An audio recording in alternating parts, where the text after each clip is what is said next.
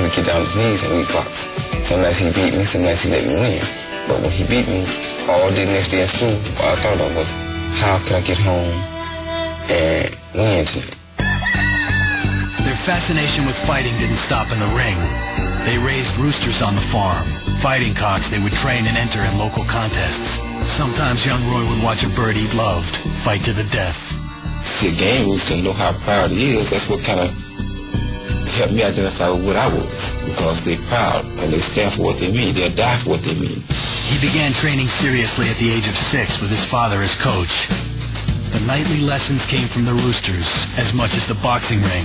No bird, no man should enter a fight without total commitment. The main thing I like about a rooster is that he don't fear anything. And he'll go through a lot to get what he wants. So I was taught to be proud like the game rooster is. I tested him, fortitude. I try to make him quit, and he'd come right back, and I'd get a little rougher without hurting him. Force me, he'd come right back. And, I seen then that he had it in his heart.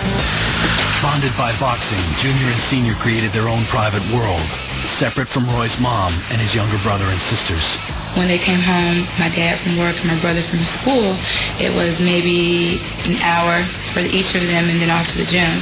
I explained to him that if you started this, you won't be able to quit. I won't allow you to quit, no matter what, I won't allow you to quit. And he decided, and that's what we did. We went to work. Roy Sr. was relentless, pushing his son to the limits of his strength, his endurance, giving him the tools to become a champion. The methods and the techniques you have to use them to train them, it's just not something that should be viewed on by the general public, because they would not understand. My father was hard on me, but I guess he knew I was going to have to be molded to take whatever came at me once I got to be an adult. Big Roy put his son through drill after drill. He would put him in the ring with boys who were older, taller, heavier, sometimes tying one hand behind his back. I used to take one hand from him. I used to make him spar guys one-handed. You know what I mean? And when the jab got weak, I took his best hand away from him where he couldn't do nothing but use his jab. His father wanted him to go through a daily trial by fire to make him into the fighter that he is. In the ring, little Roy was brilliant. He destroyed his competition in local and regional fights. He went on to the Nationals, winning a gold medal in the 1984 Junior Olympics. He won Golden Gloves titles 2 years running. His father beamed with pride, even if Roy Jr. never knew it. No, our kids, if you get to bragging on a little bit too much, they'll quit. Roy Sr. wanted his son focused on their next major goal, the biggest prize in amateur boxing, the Olympics. He was on a mission. The only thing he was concentrating on is winning the gold medal, and so... Up next, the controversy in South Korea. I don't know about boxing or whatever. And later, Roy Jr.'s emotional struggle to become his own man. I just want to make my own place.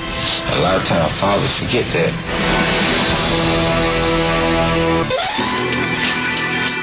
Since the age of 6, Roy Jones Jr. had been under the intense training regimen of his father, Roy Sr. He'd become a virtual fighting machine, on track to become a champion. I have love for winning. And to have that kind of love for winning is good, because you have to have a love for winning to be a winner. He worked hard. I know it because I put him through it. He's done pressure that, that you just... Some of the training methods and techniques you can't imagine. Armed with his father's lessons, Roy became a junior national champion. He was a budding celebrity in his hometown of Pensacola and a mentor to aspiring local boxers like Derek Smoke Gaynor. He always came and got me and set me down. You have to do this, or you're going to be in jail, or you're going to be dead. He was always a role model. I think people looked to him because he was so different from everyone else in the community or in the neighborhood. He had talent, maturity, and incredible ability. When the Olympic trials were held in 1988, there was little doubt Roy Jones Jr. would make the cut. What I was impressed with more than anything, he was very decisive. And he knew where he wanted to go and how he wanted to get there. He was just 19 years old, the youngest member of the 1988 United States Olympic boxing team. Roy arrived in Seoul wanting and expecting to go all the way. The years of training with his father had given him the kind of preparation few fighters could match. He was there on a mission. The only thing he was concentrating on is winning the gold medal. An Olympic gold medal was a childhood holy grail for him. That was something that he had been coached to do. It was his birthright. He blazed his way through the early fights, never losing even a round as his friends and family watched from home in Pensacola. We had signs all over town, and we knew that he would go there and win gold medal. It was all a big hoopla, so I think I realized that, this was something